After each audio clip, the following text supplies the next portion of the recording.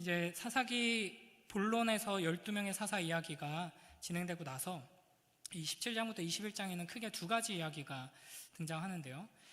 이 이야기들은 시간 순으로는 마지막 사사인 12번째 삼손 이후에 일어난 일은 아니고요. 오히려 사사기의 사사들 이야기 중에 초창기 사사들에 해당하는 그 시기에 일어났던 일입니다. 의도적으로 이제 사사기의 저자가 이제 성령 하나님께서 이 사사기 전체 이야기를 이제 마무리하면서 전체 주제를 다시 요약해서 보여줄 수 있는 그런 두 가지 사건을 우리에게 보여주시는 것입니다. 이제 이 두 이야기 중에 마지막 오늘 읽은 본문 이제 이야기가 바로 이제 성경에 등장하는 사건 중에 가장 끔찍하고 잔인한 사건입니다.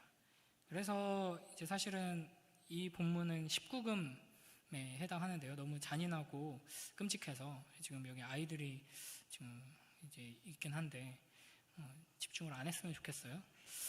네, 우리들 어른들만 집중하고 굉장히 이제 끔찍한 본문입니다. 이제 이 앞서 이제 부록에 해당하는 부분의 첫 번째 이야기에서도 레위인과 베들레헴이라는 요소들이 등장했었는데 두 번째 이야기도 레위인과 베들레헴이 등장합니다. 이제 이 두 번째 이야기에 등장하는 레위인은 첩이 있었습니다. 그러니까 이 시작부터 이상하죠. 첩이 있었다. 레위인인데 이런 식으로 이 사사기 본론에서도 사실은 전반부의 딱 첫 번째 사사인 온니엘만 이상적이고 정상적인 사사였고 점점 가면 갈수록 뭔가 조금 의심스럽다가 중반 이후부터는 이제 이상한 사사들, 말도 안 되는 이야기들이 펼쳐지게 되고요. 이제 부록에 와서는 이제 아주 이상한, 이해할 수 없는 말도 안 되는 이야기들로만 가득 차 있다고 볼 수 있습니다. 아무튼 이 레위인이 첩이 있는데요. 이 첩이 집을 나갑니다. 이제 이 집을 나간 이유에 대해서는 크게 두 가지로 해석이 가능한데 이제 한글 개역개정 성경에서는 이제 음행을 해서 집을 나갔다라고 되어 있고요. 이제 다르게 가능한 번역은 화가 나서 집을 나갔다. 이렇게 볼 수도 있습니다. 어쨌든 이제 레위인에게 첩이 있었고 이 첩이 집을 나갑니다. 근데 이제 집을 나간 그 첩을 데리러 갈 생각을 안 하고 있다가 4개월이 지나고 나서 첩을 데리러 첩의 아버지 집인 베들레헴으로 떠나는 이야기입니다. 그래서 이제 거기서 첩을 데리고 오죠. 첩을 데리고 다시 이제 집으로 돌아가는 길에 이제 늦게 출발을 해서 밤이 돼서 이제 어딘가 머물러야 되는데 이방인의 성읍에 머물기에는 뭔가 깨름칙해서 이제 동족이 살고 있는 이스라엘의 성읍에 머물게 됩니다. 그 성읍이 이제 여부스, 다른 이름으로는 예루살렘인데요. 이제 적어도 이스라엘 동족, 하나님의 백성들이 살고 있는 성읍에 나그네로서 들어가면 이제 내가 환대를 받고 여기 머물렀다가 다음날 출발할 수 있겠지라는 기대로 갔을 텐데 이제 아무도 이 나그네들을 거들떠 보지도 않습니다. 그러다가 자기랑 비슷한 이제 나그네 출신, 이제 자기와 같은 지역에서 와서 살고 있는 노인의 환대를 받아서 그 집에 머무르게 되면서 이제 오늘 우리가 읽은 본문의 이야기가 시작됩니다. 그래서 22절에 그들이 마음을 즐겁게 할 때에 이제 이 나그네들이 이 노인의 집에 들어가서 거기서 동물들을 먹이고 이제 자기들도 밥을 먹고 이제 쉬고 있을 때 갑자기 불량배들이 몰려옵니다. 그래서 집을 에워싸고 문을 두들기면서 집 주인에게 나그네들을 끌어내라고 소동을 피웁니다. 이제 그러면서 하는 말이 그 남자를 내놔라, 우리가 그와 관계하리라. 이게 이제 어떤 동성애적인 쾌락을 위해서 그 남자를 우리가 희생시키고 제물로 삼겠다, 뭐 이런 요구인데요. 그러니까 이 장면만 봐도 이제 이스라엘이 더 이상 타락할 수 없을 만큼 타락했음을 보여주는 장면이라고 할 수 있습니다. 이제 소돔과 고모라에서 있었던 사건하고 거의 똑같은 일이 일어나고 있죠. 소돔과 고모라가 이제 하나님을 배반한 이제 악한 도시의 대표였는데 그거랑 똑같은 모습을 보여주고 있는 것이고요. 우리가 이제 많이 들었다시피 고대 근동에 이제 지금도 중동 지역의 가장 중요한 윤리 중에 하나는 나그네 대접입니다. 그래서 아무리 사이가 안 좋은 관계여도 나그네로 지나가다가 우리 집에 오게 되면 최소한 3일은 이제 대접하는 게 윤리의 기초 중에 기초였습니다. 그러니까 다른 것들은 다 무너져도 이런 윤리적으로 이렇게 타락하고 도덕적으로 이렇게 막 어긋나고 해도 최소한 이것만큼은 지켜야지 우리가 살 수 있다 하는 마지노선이 이제 기초 중에 기초가 나그네 대접인데, 지금 이 여부스에 살고 있는 이스라엘 백성들은 이제 심지어는 자기 동족이 나그네로 지나가다가 머문 건데 내놔라, 우리가 맘대로 유린하겠다 이러면서 이제 악한 요구를 하고 있는 것이죠. 그래서 이 노인이 이 요구에 대해서 이렇게 말합니다. 24절 25절 한번 읽어볼까요? 19장 24절 25절 함께 읽습니다. 시작. 보라, 여기 내 처녀딸과 이 사람의 첩이 있은즉 내가 그들을 끌어내리니 너희가 그들을 욕보이든지 너희 눈에 좋을 대로 행하되 오직 이 사람에게는 이런 망령된 일을 행하지 말라 하나 무리가 듣지 아니하므로 그 사람이 자기 첩을 붙잡아 그들에게 밖으로 끌어내매 그들이 그 여자와 관계하였고 밤새도록 그 여자를 능욕하다가 새벽 미명에 놓은지라. 아멘. 그러니까 지금 이 두 번째 이야기의 스토리 속에서 그나마 좀 정상적인 인물로 등장한 게 이 노인이었거든요. 이 레위인이 도망간 첩을 아니면 화나서 간 첩을 데리러 가는 과정, 그리고 데리러 가서 그 아버지와 얘기해서 다시 데리고 오는 이 모든 여정들이 뭔가 이상합니다. 정상이 아닙니다. 그런데 그리고 이제 여부스에 왔는데 아무도 거들떠보지 않는 또 이상한 일이 벌어지고, 근데 그나마 이 나그네들을 보고 우리 집에 와서 머물러라 하고 초대한 이 사람이 그래도 다 이상하진 않구나, 정상적인 사람이 한 명 있구나 했는데 이 사람이 지금 막 그 남자들 내놔라, 우리가 동성 관계를 맺겠다 하면서 막 요구하자 하는 말이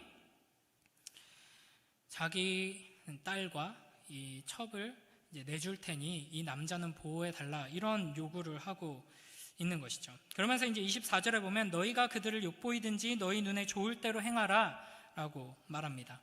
그러니까 이 여자들을 줄 테니까 이 여자들을 너희가 욕보이든지 어떻게 하든지 그거는 너희 좋을 대로 해도 된다, 이런 말입니다. 여기 이제 너희 눈에 좋을 대로 행하라 라는 표현이 이 사사기의 부록의 핵심 주제이면서 사사기 전체의 이제 핵심 주제 17장 6절 말씀과 굉장히 비슷하죠. 사사기 17장 6절을 한번 읽어볼까요? 시작. 그때 이스라엘에는 왕이 없었으므로 사람마다 자기 소견에 옳은 대로 행하였더라. 아멘. 자기 소견에 옳은 대로, 자기 눈에 보기에 옳은 대로 행했다. 그 결과가 어떠한지를 보여주는 게 사사기의 이야기들입니다. 하나님의 말씀을 따라서 하나님의 기준대로 판단하고 그에 따라 움직이는 것이 아니라 자기 눈에 보기에 옳은 대로, 내 좋을 대로 행했을 때 어떻게 하나님의 백성들이 부패하고 타락하고 이 세상이 망가지는가를 이제 보여주는 게 이 사사기의 이야기죠. 여기 이제 25절에 보면요, 붙잡다라는 표현이 있죠. 그러니까 이 첩을 끌어낼 때 상당한 힘을, 강제적인 힘을 사용했음을 이제 나타내는 표현입니다. 이 레위 사람의 첩은 이제 어린 여자로 계속 표현되는데요. 그러니까 이 상황을 우리가 이제 끔찍하지만 조금 상상을 해보면 이제 어린 여자가 무슨 힘이 있었겠습니까? 아무 소용이 없었겠지만 가만히 끌려 나가지는 않았을 겁니다. 비명 지르면서 울고 불고 하면서 발버둥을 쳤겠죠. 그러나 이 자기의 첩을 강제로 힘줘서 끌어내서 문 밖으로 내던져 버립니다. 이렇게 던져진 여인은 밤새도록 이제 학대당하고 욕보이다가 새벽 미명에야 이제 놓이게 됩니다. 여기서 이제 관계하다, 능욕하다, 놓다라는 동사들이 모두 복수형으로 쓰이고 있습니다. 그러니까 이 불량배들이 레위 사람의 첩에게 행한 것이 일회적인 폭력이 아니라 밤새도록 새벽에 동틀 때까지 계속 이어진 끔찍한 이제 성폭행이었다 하는 걸 알 수 있는 것이죠. 그리고 나서 이제 26절부터 30절에 보면요, 이 끔찍한 밤을 통과한 이 여인이 이제 몸도 마음도 갈기갈기 찢겨진 채로 이 노인의 집 앞에 도착합니다. 그러나 이제 이미 만신창이가 된 상태였기 때문인지 모르지만 이제 녹화하지도 못하고 소리치지도 못하고 그 문 앞에서 엎드러지고 말았습니다. 보면은 두 손이 문지방에 있다고 표현하는데, 그러니까 어떻게든 필사적으로 집 안에 지금 있는 사람들에게 도움을 요청하고 집 안에 들어가고자 했던 게 아닌가 합니다. 그런데 이제 이런 끔찍한 일이 벌어졌는데 레위인은 아침에 일어나가지고 길을 떠나려고 문을 열죠. 근데 첩이 쓰러져 있는 걸 발견합니다. 그래서 그 처참한 광경을 보고 상식선에서 보면은 무너져야 마땅하죠. 그렇죠? 털썩 주저앉고 같이 통곡을 하든지 뭐 화를 내든지 무너져야 마땅한데, 그런 게 전혀 없이 일어나 우리가 떠나가자 이렇게 말합니다. 근데 아무런 대답이 돌아오지 않자 이제 나귀의 첩을 싣고 집으로 돌아가게 되죠. 이게 이제 사사기 맨 앞부분에서 나왔던 나귀를 탔던 여인이 있었거든요. 이제 그것과 아주 비교가 되면서 너무 끔찍한 장면이 펼쳐지게 됩니다. 그래서 이제 집으로 돌아가서 이 레위인이 이제 자기 첩을 토막내죠. 그래서 각 지파에게 보냅니다. 그러면서 이제 또 다음 이야기가 펼쳐지는데요. 근데 여기까지만 해도 충분히 끔찍하죠. 그런데 이 히브리어 원문을 자세히 살펴보면요, 뭔가 소름 돋는 지점이 있습니다. 물론 이제 제가 직접 히브리어 원문을 봐야 마땅하지만 그저 이제 히브리어로 연구하신 이제 선생님들의 책들을 잘 참고한 결과, 한글 개역 성경에서는 어떻게 돼 있냐면 그의 시체를 나귀에 싣고 갔다라고 말하거든요. 근데 히브리어로 쭉 읽어보면은 이제 이 여자가 이제 문 앞에 엎드러져 가지고 있어요. 문지방에 손을 대고 엎드러져 있어요. 그런데 아침에 문을 열었는데 레위인이 그걸 봐요. 그 여자한테 말해요. 야, 일어나, 집에 가자. 근데 안 일어나니까 나귀에 싣고 가요. 여기까지 시체라는 단어가 등장하지 않습니다. 뭘 암시하는지 좀 감이 오시죠? 그리고 나서 집에 갑니다. 집에 가서 토막을 내죠. 여기까지도 시체라는 단어가 전혀 등장하지 않습니다. 그리고 이제 29절에서 한글 번역에는 뭘로 번역되어 있냐면 시체를 거두어라고 있는데 시체라는 단어는 없고요. 그냥 거두어라고 번역된 단어가 뭐냐면 25절에서 붙잡다. 제가 아까 레위인이 자기 첩을 강제로 끌고 집어가지고 이제 불량배들한테 문 밖으로 내던졌다고 했잖아요. 그거랑 똑같은 단어가 쓰여 있습니다. 집에 가서 이 첩을 강제로 붙잡아서 토막낸 거죠. 이 히브리어의 표현만 보면 그렇습니다. 그러니까 우리는 한글 성경을 주로 보죠. 개역개정 성경을 보니까 시체라는 표현이 2번이나 등장하기 때문에 당연히 이제 죽었구나, 죽은 사람을 싣고 가서 죽은 사람을 토막냈구나라고 보는데, 이걸 처음 히브리어로 읽은 사람들은 이제 뭔가 긴가민가한 거죠. 죽은 거야, 만 거야? 왜 죽었다는 말이 없어? 어떻게 된 거야? 왜 죽었으면 왜 강제로 붙잡아서 토막을 냈지? 이제 이렇게 의심할 수밖에 없는 표현들이 이어지고 있습니다. 그러니까 모르겠어요. 아마도 본문의 의도적인, 실제로 그럴 가능성도 충분히 있습니다. 완전 만신창이가 돼서 제대로 움직이지도 못하고 끙끙대면서 사람 목숨이 그렇게 쉽게 끊어지지 않거든요. 우리가 영화 보면은 막 칼 한 번 찌르면 으윽하고 막 이렇게 죽거나 총 한 번 팡 쏘면은 으윽하고 죽는데, 그런 경우도 있지만 대부분은 칼을 여러 번 찔려도 며칠 끙끙 앓다가 죽고 총을 맞아도 몇 시간 끙끙 앓다가 죽습니다. 그러니까 이게 이제 뭐 폭력을 당했지만 어쨌든 이제 성폭력을 당하면서 그런 상태이기 때문에 이제 죽지 않았을 가능성도 충분히 있는 거죠. 그런 상태에서 토막을 냈을 가능성도 충분히 있고요. 아니면은 이제 성경의 저자가 의도적으로 이 여인을 죽인 거는 이 불량배들이지만 실제로 이 첩, 이제 레위인, 이 첩을 둔 레위인, 이제 남편이면서 동시에 주인이거든요. 이 레위인이 자기의 이 뒤에 보면 자기 첩을 잃은 고통을 당한 사람처럼 반응을 하지만 너는 피해자가 아니다. 네가 이 첩을 힘을 줘서 죽이고 네가 토막낸 거지. 너는 가해자다. 하는 걸 이제 적나라하게 드러내려는 의도에서 이렇게 표현했을 수도 있는 것이죠. 이게 이제 성경에서 가장 끔찍하고 비참하고 역겨운 이야기입니다. 이런 현상에 대한 성경의 해설을 다시 한번 읽어보겠습니다. 사사기 17장 6절 그리고 이후에 21장 25절에서도 이 같은 문장이 반복되는데요. 한번 더 읽어보겠습니다. 시작. 그때에는 이스라엘의 왕이 없었으므로 사람마다 자기 소견에 옳은 대로 행하였더라. 아멘. 어떻게 이런 일이 일어날 수 있는가? 왕이 없기 때문입니다. 왕이 없어요, 이스라엘에? 없긴 왜 없어요? 왕이 있죠. 여호와 하나님께서 이스라엘의 왕이십니다. 그러나 이스라엘은 하나님을 왕으로 인정하지 않고 내가 왕이다 라고 외치면서 자기의 감정에 따라, 자기의 판단에 따라 자기 기준이 중요했던 것이죠. 혹은 이 사회의 기준이 중요했던 것입니다. 이게 이제 우리가 잘 생각해야 되는 것이 이스라엘 사람들의 부패와 타락은 이들이 굉장히 악한 일들을 행하다 보니까 이 자리에 온 게 아니라는 겁니다. 단순히. 그러니까 예를 들면 이들은 자기 소견에 옳은 대로 행했습니다.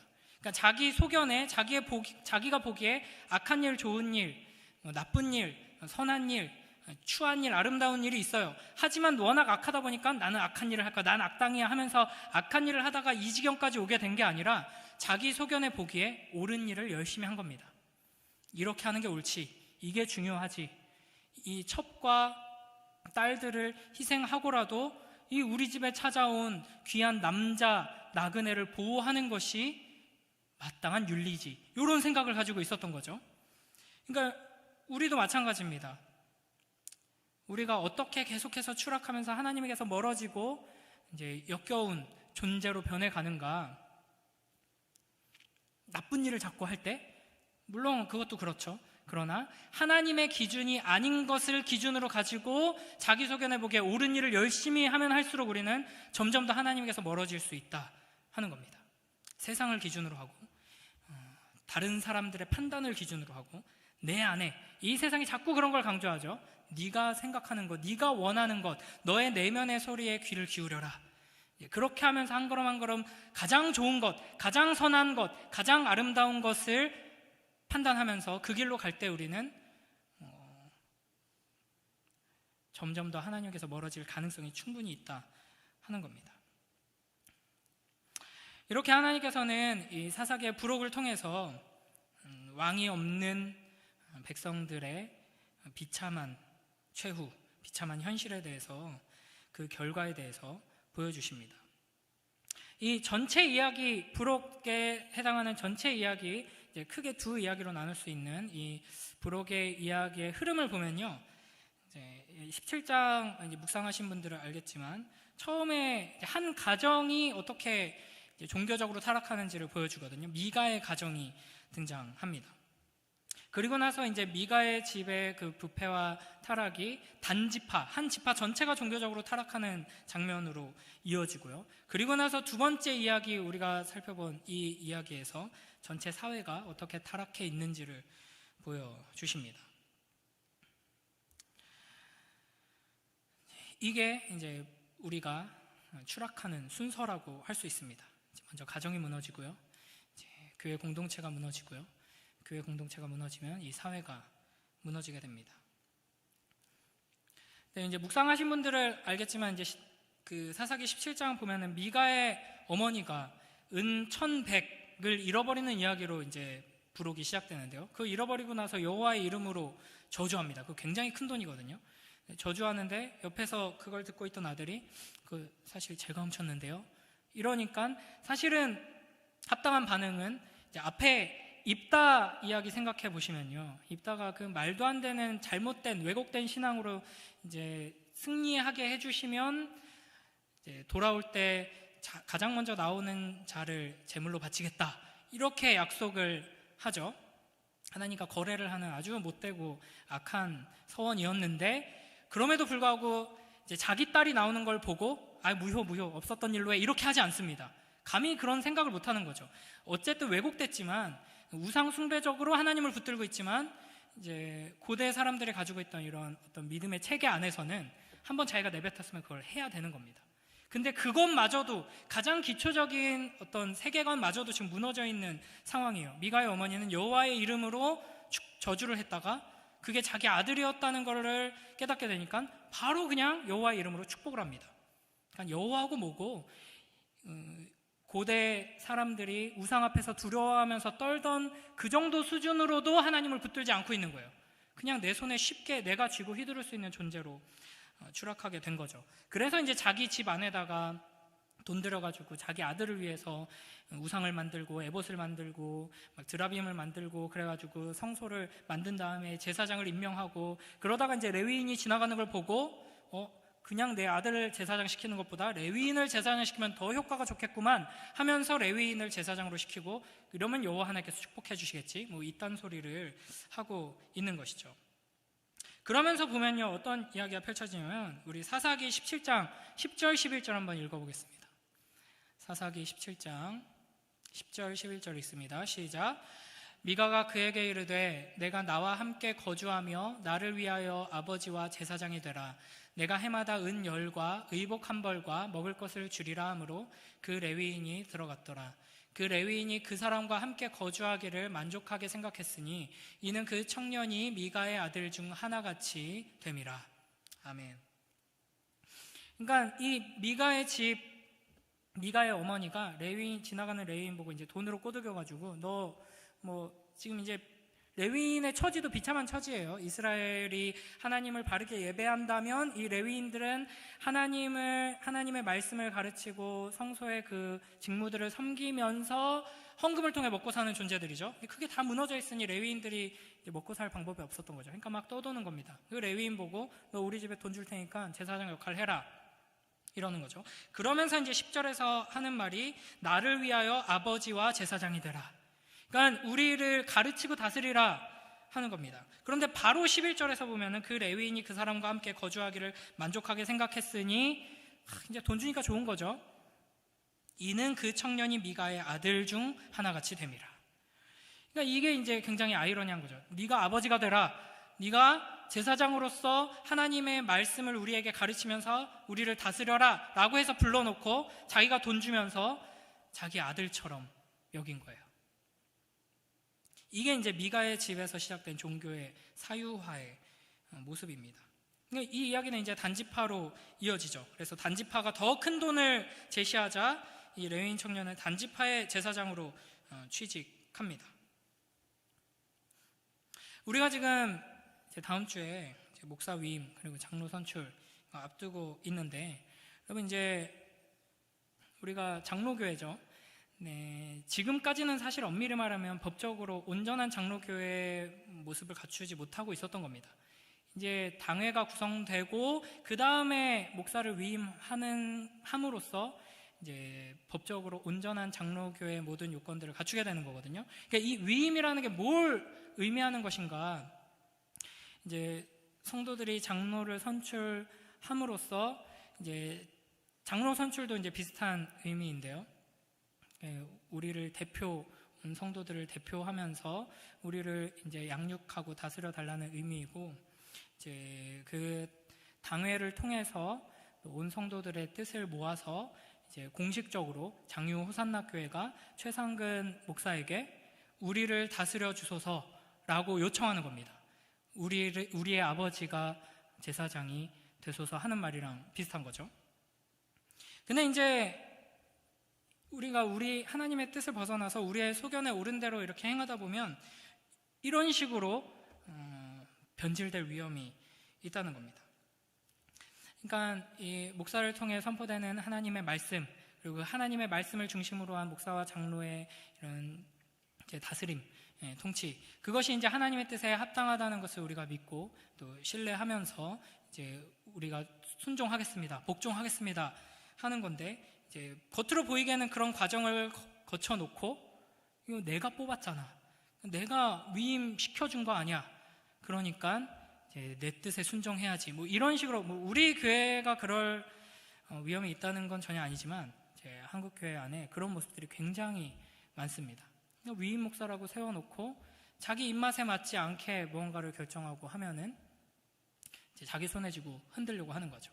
그게 단순히 어떤 미숙하고 잘못된 일을 하는 목사를 흔드는 것이면 조금 괜찮을 수 있겠지만, 하나님의 말씀에 합당한 일을 하고 있는 목사를 흔든다 하는 것은 그냥 한 사람의 목사, 장로를 흔드는 게 아니라 하나님을 손에 쥐고 흔드는 것과 똑같은 일이라는 거죠. 굉장히 위험한 일이고, 사사기의 그 마지막 부분에서 인간 타락의 가장 끔찍한 면들을 보여주는 이야기에서 예로 등장했던 사건이 재현되고 있는 것과 같은 일이다 하는 겁니다.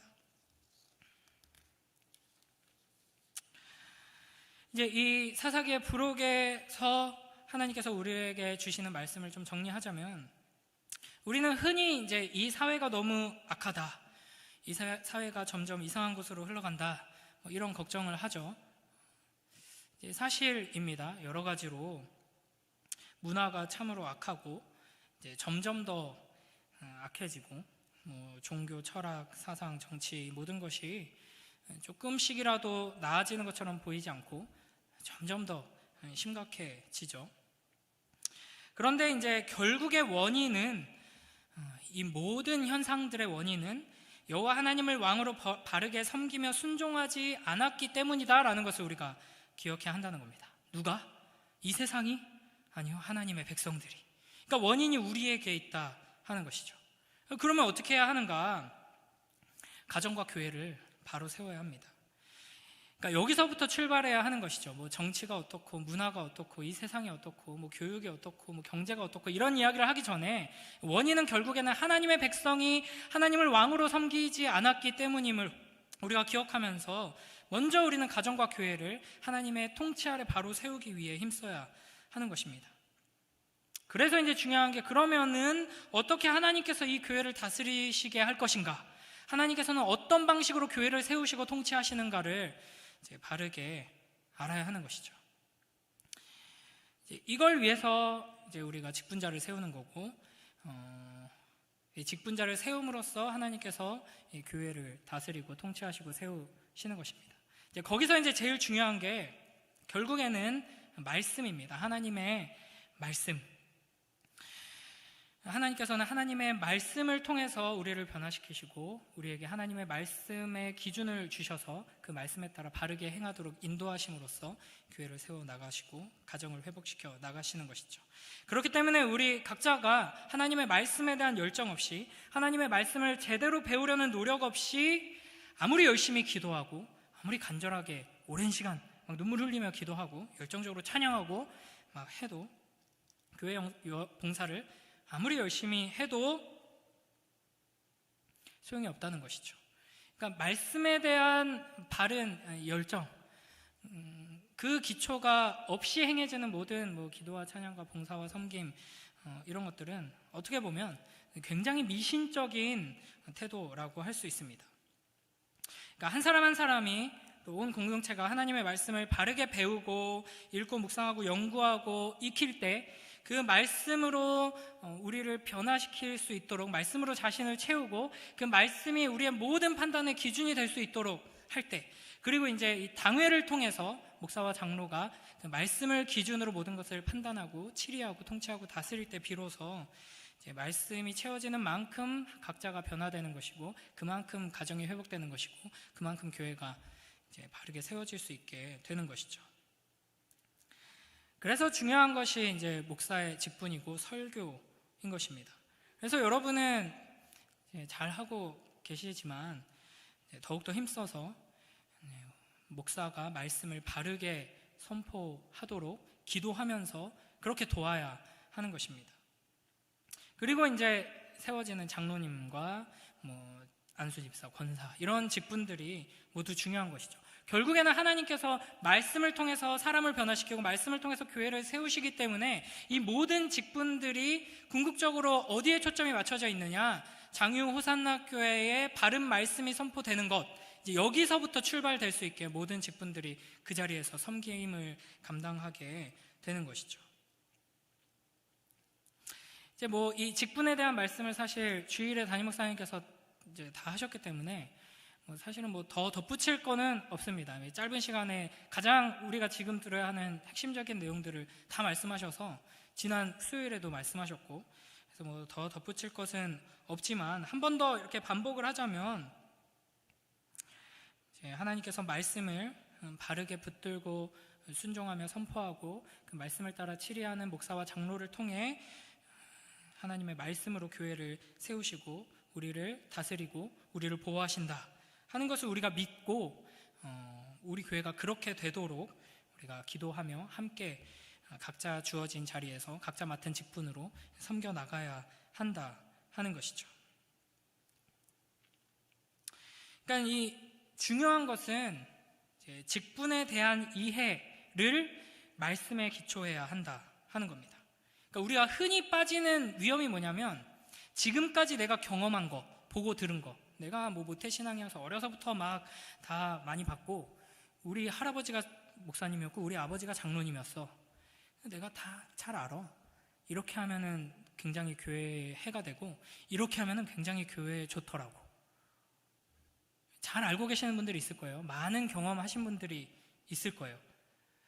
근데 굉장히 위험할 수 있습니다. 그게 각자가 각자의 소견에 오른 대로 장로는 이래야 돼, 목사는 이래야 돼, 교회는 이래야 돼, 당회가 세워지면 이런 과정을 거쳐야 돼, 수많은 이야기 할 수 있거든요. 그리고 실제로 여러 사례들을 통해 이렇게 했더니 안 좋고 이렇게 했더니 좋다는 거 나는 임상 결과를 다 알고 있어. 다 봤어. 내가 발이 넓어가지고 여러 교회 이야기 다 들어봤는데 결론은 이거야. 그렇게 따라가다 보면 하나님에게서 멀어질 수 있다 하는 것입니다. 그래서 우리는 성경적인 기준에 서기 위해 성경을 통해 하나님께서 우리에게 뭐 어떻게 말씀하시느냐를 배우고 깨닫기 위해 힘써야 하는 것이죠. 여기서부터 출발해야 합니다. 열심히 우리가 서로 나눔과 토론을 통해서 가장 좋은 장로의 모습, 가장 훌륭한 목사의 모습을 합의를 본 다음에 그렇게 교회를 세워나간다? 좋을 수도 있어요.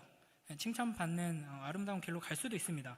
하지만 굉장히 위험할 수도 있다 하는 것이죠. 그리고 하나님께서는 그런 식으로 일하지 않으신다 하는 겁니다. 그래서 사실 이 장로교회 직분은 굉장히 영광스럽거든요. 보통 이제 뭐 신학자들이 종교개혁사, 교회사에 대해서 이렇게 이야기를 할 때 종교개혁의 마침표가 어디냐? 장로교회, 이 교회 정치가 완성되었을 때라고 합니다. 그러니까 장로교의 독특한 이런 교회 정치의 시스템이 있죠. 감리교 조금 다르고 침례교 또 조금 다릅니다. 명목상 한국교회는 장로님들이 다 있어요. 저희 아버지도 이제 침례교에 계신데, 신학적으로는 우리와 거의 똑같습니다. 개혁주의 침례교에 계신데, 그 교회에 장로로 계시지만 장로교회 장로와는 그 직분상 맡은 책임과 역할이 전혀 다르거든요. 장로교회 장로가 어떤 직임을 가지고 있는가, 이걸 우리가 잘 이해할 때 하나님께서 교회를 어떻게 세우시는가를 알 수 있고, 이 장로교는 회의를 통해서 모두 하나님의 뜻을 묻고 결정하고, 이 투표를 통해서 하나님의 뜻을 발견하는 방식을 취하는데, 이것이 얼마나 안전하고 하나님의 뜻을 가장 분명하게 확인할 수 있는 제도인가 하는 걸 우리가 볼 수 있는 거죠. 그러니까 이런 것들을 배우기 위해서는 사실은 교리문답과 신앙고백서들에서 아주 잘 정리가 되어 있습니다. 그래서 직분을 맡으신 분들과 직분을 맡을 자들을 세우는 우리 모두가 계속해서 이와 같은 것들을 배우고 이 기초 위에 바로 서지 않는다면 우리는 참으로 하나님 말씀에 합당한 바른 교회로 나아갈 수 없는 것이죠. 사실은 한국교회가 왜 이렇게 혼란스럽고 막 계속 쇠퇴한다는 이야기, 욕먹는 이야기들만 가득하냐라고 할 때 여러 가지 이유가 있겠지만, 장로교회가 장로교회답지 못하고 침례교회가 침례교회답지 못하고 감리교회가 감리교회답지 못해서입니다.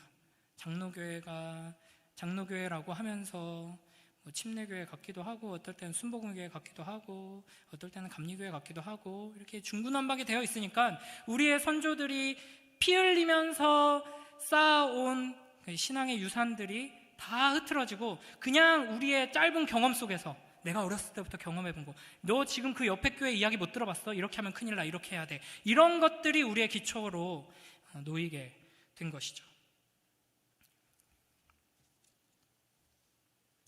오늘 이 사사기의 부록 이야기를 살펴봤는데요, 결국 이 사사기의 마지막 이야기, 성경에서 가장 끔찍하고 비참한 이야기는 이 조각난 첩의 시체를 배달받은 지파들이 분노하면서 일어나서 베냐민 지파를 거의 멸절시키다시피 하는 이야기로 이어집니다.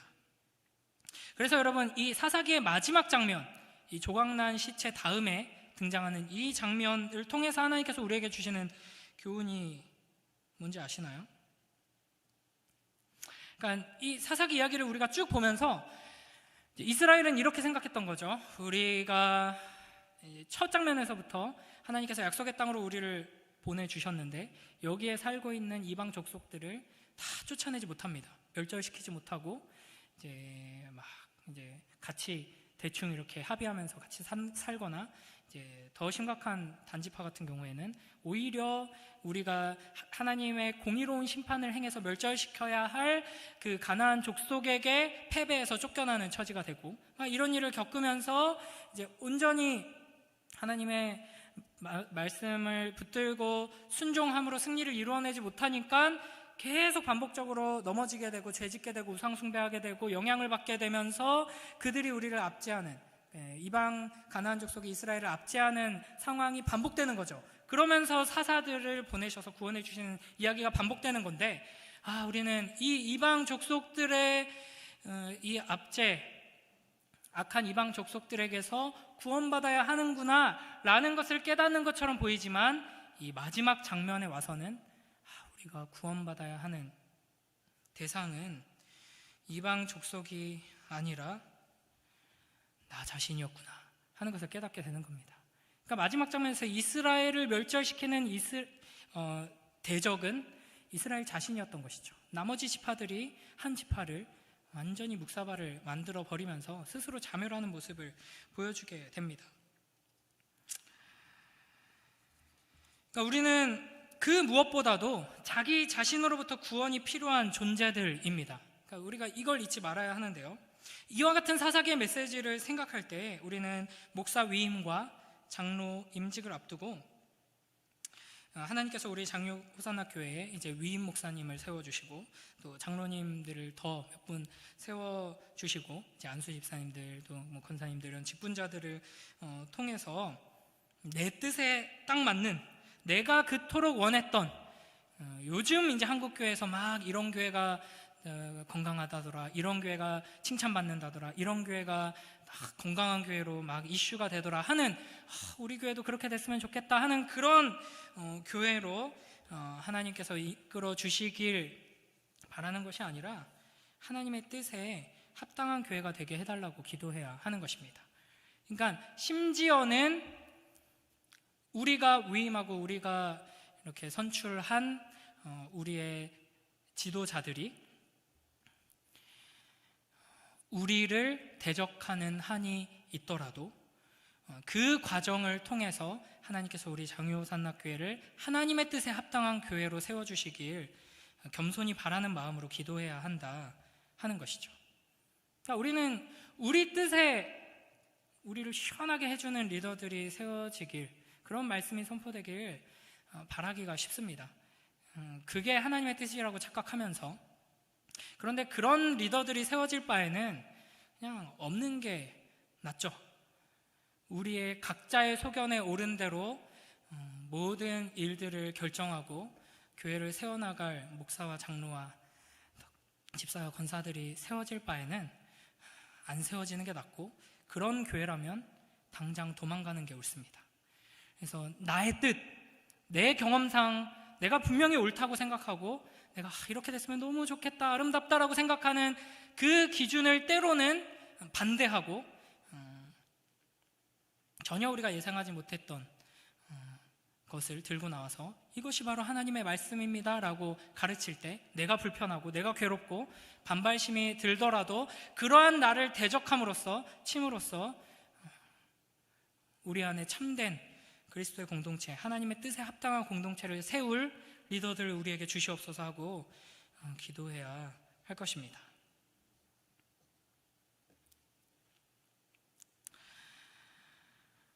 여러분, 다시 한번 강조하며 오늘 말씀을 맺도록 하겠습니다.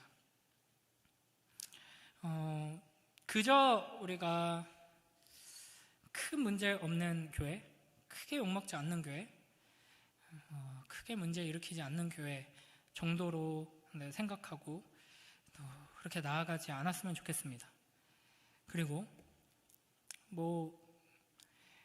이제 다른 이웃 교회들, 또 이 한국 교회들에 대한 소식들을 여러분이 어떤 방식으로 듣고 또 있는지 모르겠지만, 제가 이제 목사로서 여러 다양한 교회들의 이야기를 듣다 보면 막 칭찬받는 교회들 많아요. 욕먹는 교회들도 많지만 그 교회가 있는 그 지역 사회 속에서 이웃들에게 위로가 되고 모범이 되고 하나님의 뜻을 잘 구현하고 있는 좋은 교회들이 많습니다.